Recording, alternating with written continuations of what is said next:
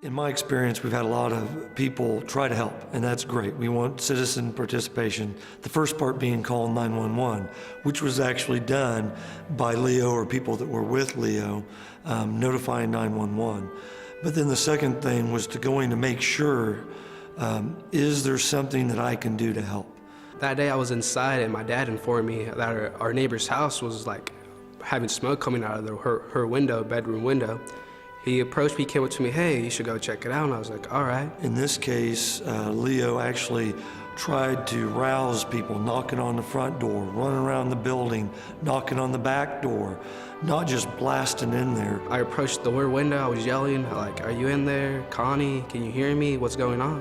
In the fire service, it's called size up. Trying to size up the situation, saying, what I can do with what I have, is it gonna make the situation better or worse? He may not have been putting that in his mind, but that's actually what he was doing. And in his actions, as he was doing that, he finds the front door is unlocked, he's able to open, and he actually can hear a person and calling for help or moaning, and that's when it goes to the next level. We're actually making entry into a dangerous atmosphere and trying to interact with the situation, actually finding a victim. Well, I found her in her hallway, like on the floor just laying down, like I guess on her belly. I was talking to her and I told her, we'll get you out. And I guess I just grabbed her by her armpits and just pulled her up a little bit. So I just didn't yank her up, I just kind of lifted her a little bit.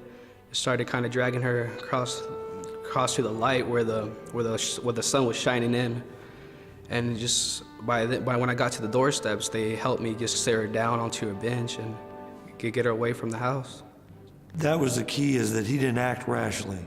He actually took cautious steps before he acted and put himself in danger. The only thing that was in my mind was, I got to get this person out. It just cannot be like this. It just can't be over for her just like this. It's terrible, just dying in the fire. I guess I put myself in their shoes. Like, if I was in there, I wanted someone to rescue me, do all they can. And that's what I did. I just couldn't let her die like that. I think Leo needs to be recognized because, first, as a youth, as a young man, I think he was 16 when the incident occurred, he had a cool head. He made sure that 911 was notified, which is what we tell kids from when they're toddlers, call 911.